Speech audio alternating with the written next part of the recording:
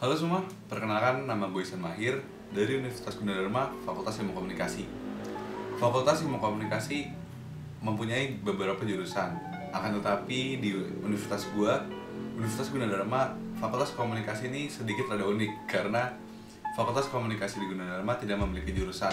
Tapi setahu gue, Fakultas Ilmu Komunikasi ini memiliki 3 jurusan, yaitu ada broadcasting, ada public speaking, dan juga ada advertising. Nah, kenapa sih gue sendiri memilih untuk masuk Fakultas Ilmu Komunikasi?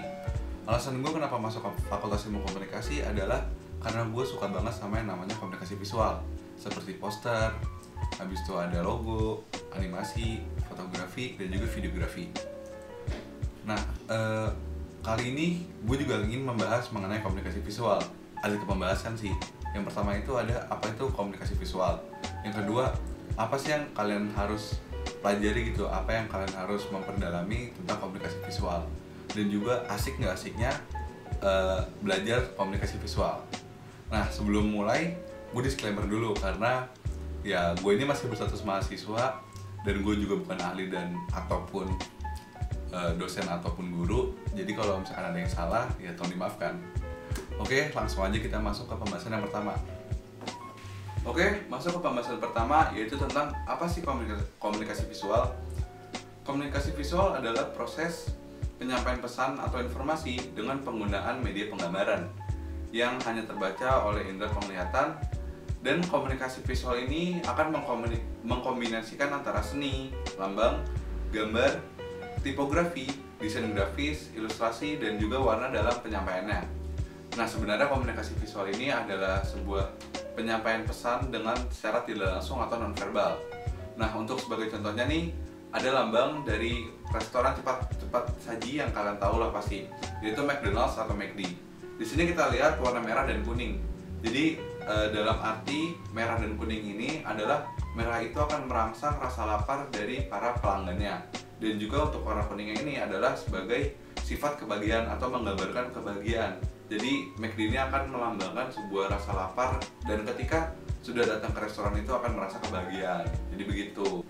Oke, masuk ke pembahasan yang kedua, yaitu mengenai bagaimana sih caranya kalian memperdalam atau mempelajari komunikasi visual. Nah, menurut gue ada satu cara yang menurut gue akan mudah dilakukan oleh pemula seperti gue, yaitu ATM, amati, tiru, dan juga modifikasi.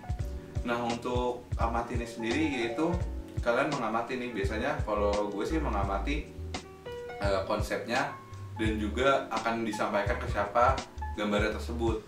Jadi pertama kalian ngeliat nih konsepnya, yaitu bikinnya tentang apa, misalkan tentang googling.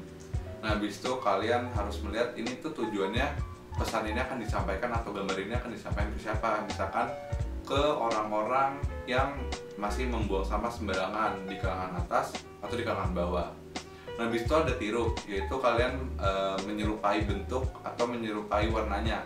Misalkan dari lambang atau logo atau desain grafis yang dipakai untuk googling tersebut menggunakan bentuk-bentuk oval, bulat, segitiga. Nah, habis itu kalian juga lihat warnanya. Misalkan dia warnanya pakai warna-warna palet atau pakai warna-warna monokrom. Jadi kalian harus tiru tuh. Nah, habis itu selanjutnya ada memodifikasinya. Setelah kalian udah niru dan juga mengamatinya, kalian harus memodifikasi nih. Jangan sampai menjiplak atau menyamakan seperti karya yang kalian lihat atau yang kalian tiru. Karena jika kalian meniru karya yang kalian lihat, itu akan seperti mengambil karya seseorang. Itu akan bermasalah dengan hak cipta.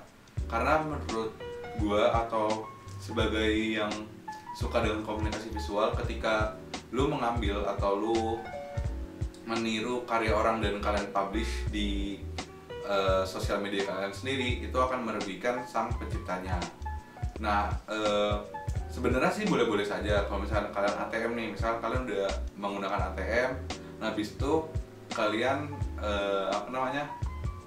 menuliskan kredit dari orang yang menciptakannya. Misalkan kayak poster mengenai Go Green lah, menanam tanaman dan tidak membuang sampah sembarangan. Nah, itu misalkan kalian udah melakukan ATM itu tersebut, Habis itu kalian buat lagi tuh, kalian buat dengan udah memodifikasinya, habis itu kalian tulis dengan dengan kredit by siapa. Masuk ke pembahasan ketiga, yaitu tentang asik nggak asiknya komunikasi visual. Jadi ini opini pribadi aja ya. Jadi untuk komunikasi visual ini asik nggak asiknya menurut gue, untuk asiknya itu kalian akan mengeksplor lebih tentang apa yang di sekitar kalian. Jadi kalian selalu berpikir untuk wah nih di luar lagi kejadian apa, habis itu kalian memikir out of the box, habis itu kalian pokoknya pikir kreatif terus deh, pikir kreatif. Jadi kalian tuh melihat sekitar dengan berbeda pandangan menurut gue ya, karena itu yang gue rasain. Dan untuk nggak asiknya menurut gue ya adalah karena semakin banyaknya pasar atau semakin banyaknya orang-orang yang suka komunikasi visual, ya semakin banyak orang-orang yang juga memiliki pikiran-pikiran yang bagus. Jadi kalau menurut gue angka saingnya akan ketat banget.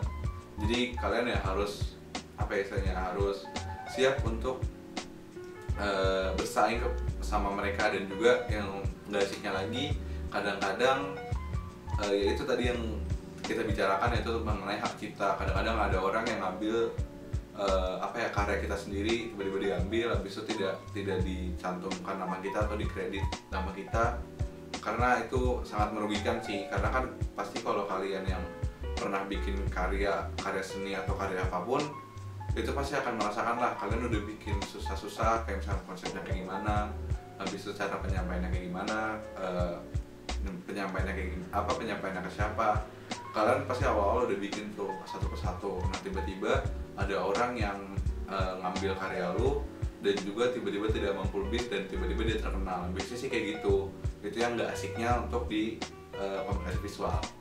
Nah oke, mungkin segitu aja dari gue. Mungkin ya banyak omongan ngelantur-ngelantur atau omongan-omongan yang kurang jelas, ya mohon dimaafkan karena ya masih terbata-bata aja sih ngomongnya.